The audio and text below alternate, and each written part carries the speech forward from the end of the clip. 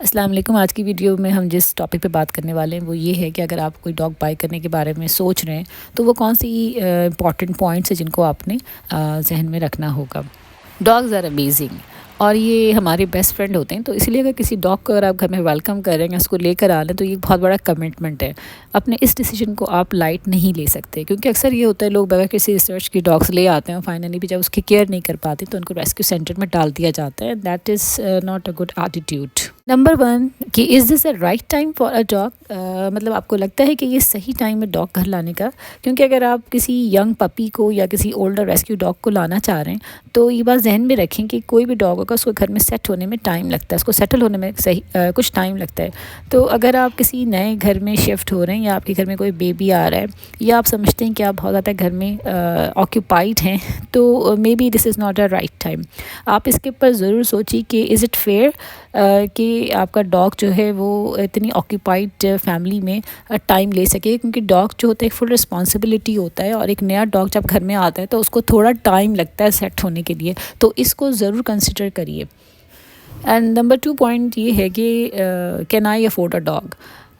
Dogs جو ہوتے ہیں بیسیکلی بہت ایکسپینسو ہوتے ہیں، اور ان کی انیشیل اڈاپٹیشن اور جو ان کی پرچیزنگ پرائس ہی ٹھیک ٹھاک ہوتی ہے، تو یہ تو صرف اسٹارٹ ہوتا ہے، ورنہ اس کے بعد فیڈنگ، وارمنگ، ویکسینیشن، اور اس کے علاوہ اگر کوئی ایکسیڈنٹ ہو جائے تو اس پہ بھی مزید آپ کے ایکسپینسز بڑھتے ہیں۔ اور یہ کوئی 1 ڈے 2 ڈے یا منتھس کا نہیں ہوتا، بلکہ آپ کا ڈاگ آپ کے ساتھ 15 ایئرس تک کی کمٹمنٹ ہوتی ہے۔ تو اگر آپ کوئی ڈاگ گھر لا رہے ہیں تو یہ چیزیں ذہن میں رکھیں کہ یہ پریٹی ایکسپینسو ایک چیز ہوتی ہے جس کو آپ نے نہ صرف کیئر کرنی بلکہ اس کی آگے بھی ایکسپینسز جو ہوتے ہیں بائی دا ٹائم بڑھتے ہیں، تو یہ ایک بہت امپورٹنٹ پوائنٹ ہے جسے آپ نے کنسیڈر ضرور کرنا ہے۔ دا نیکسٹ پوائنٹ از کہ do I have a time for a dog, مطلب آپ سمجھتے ہیں کہ آپ کے پاس ٹائم ہے ڈاگس کے لیے، کیونکہ ڈاگس کو ٹائم چاہیے ہوتا ہے پراپر، ان کو ریگولر واک چاہیے، کڈلنگ، ٹریننگ، ویٹینری اپوائنٹمنٹس اور سوشلائزنگ۔ مطلب آپ اپنے ڈاگ کو سارا دن کے لیے گھر پہ اکیلا نہیں چھوڑ سکتے ہیں، کیونکہ ہوتا ہے کیا ہے جب ہم ان کے ساتھ نہیں کھیلتے، ان کو ٹائم نہیں دیتے ہیں، واک پہ لے کے نہیں جاتے تو وہ ڈپریس ہو جاتے ہیں، اور ڈپریس ہو کے وہ ایگریشن شو کرتے ہیں۔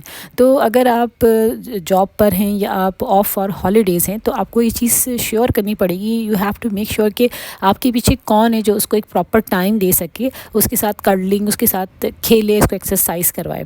تو it is very important to give time to your dogs.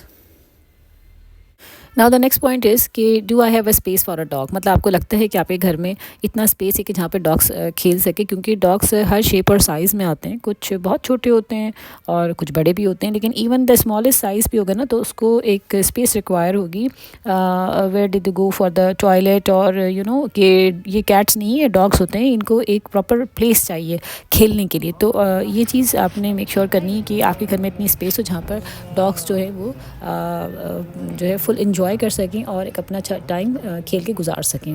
The next is کہ which breed of dog is right for you. ایک بہت وائڈ ورائٹی ہے ڈاگس کی، بریڈ کی، جو یقیناً کسی نہ کسی کے لیے کوئی نہ کوئی ورائٹی موجود ہوتی ہے، تو آپ اپنا لائف اسٹائل کو دیکھتے ہوئے ڈاگ سلیکٹ کریں، نہ کہ اس کے اپیئرنس کو۔ جیسے کہ ہسکی ہے، سائبیرین ہسکی ہے، اس کی جو ڈیمانڈ ہے وہ واکنگ ڈیمانڈس بہت زیادہ ہے۔ اگر آپ ہسکی کو لے کر آتے ہیں اور سارا دن کے لیے آپ نے اس کو فلیٹ میں بند کر دیا تو وہ ڈپریشن کا شکار ہو جائے گا۔ نیکسٹ یہ کہ اس میں پھر بہت سارے ہیلتھ ایشوز آ جاتے ہیں۔ تو کسی بھی بریڈ کا انتخاب کرتے ہوئے آپ نے اپنا لائف اسٹائل کو سامنے ضرور رکھنا ہے۔ Now the next is what age of dog is right for you. I mean کہ آپ کو ایڈلٹ ڈاگ چاہیے، پپی، دونوں کی ریکوائرمنٹ انویسٹمنٹ اور ٹریننگ میں زیادہ ہی ہوتی ہے۔ اگر آپ کے پاس ایک اولڈر ڈاگ لے کر آ رہے ہیں تو پرابلی وہ ہاؤس ٹرین ہوگا اور تھوڑا سا اوبیڈینس ٹریننگ بھی اس کی ہوئی ہوگی، لیکن اگر پپی لے کر آتے ہیں تو اس کے لیے آپ نے اس کو ٹائم زیادہ دینا ہوگا، اور اس کو آپ نے اس کی ٹریننگ ہارڈ بھی ہوتی ہے لیکن ریوارڈنگ ورک ہوتا ہے، اور آپ نے اس کو ہر چیز انٹروڈیوس کروانا ہوتا ہے کیئرفلی، تو اس میں بہت ساری مسٹیکس بھی ہوتی ہیں as they learn. Now the next is where my dog come from. جب بھی آپ ڈاگ بائی کریں تو ہمیشہ کسی ریپیٹیبل بریڈر سے ہو وہ ڈاگ، یہ آپ میک شیور کریں۔ دوسرا یہ کسی ریسکیو سینٹر سے نہیں، کبھی بھی آپ نے ڈاگ آن لائن بائی نہیں کرنا ہے، اور جب بھی آپ ڈاگ بائی کریں کسی بھی ایکسپیرینس بندے کو اپنے ساتھ رکھیں۔ اس کے علاوہ وارننگ سائن میں ایک چیز ہمیشہ خیال رکھیں کہ اگر پپیز اگر بغیر وداؤٹ مدر ہوں تب بھی آپ بائی نہ کریں۔ اس کے علاوہ کوئی بھی آپ کو سائن آف النس نظر آئے تو بھی آپ اس کو بائی نہ کریں۔ دا نیکسٹ پوائنٹ از کہ what do my family think about a dog. جیسے کہ آپ جانتے ہیں ہر کوئی ڈاگ لور نہیں ہوتا ہے, کچھ لوگ ڈاگ الرجک ہوتے ہیں, اس کے علاوہ کچھ جو ہوتے ہیں وہ they are scared of them, ڈرتے ہیں. تو یہ سب چیزیں آپ نے ذہن میں رکھنی ہے. اس کے علاوہ آپ نے یہ بھی دیکھنا ہے کہ آپ کے گھر میں کون کون سے ریگولر وزٹرس ہیں. ناٹ اونلی دس تھنگ, آپ نے یہ بھی ذہن میں رکھنا ہے کہ آپ کے گھر میں ڈاگ کے علاوہ کون کون سے پیٹس ہیں, جیسے کہ کیٹس ہو گئی. سم ٹائم کیٹس اور ڈاگس کی بنتی نہیں ہے.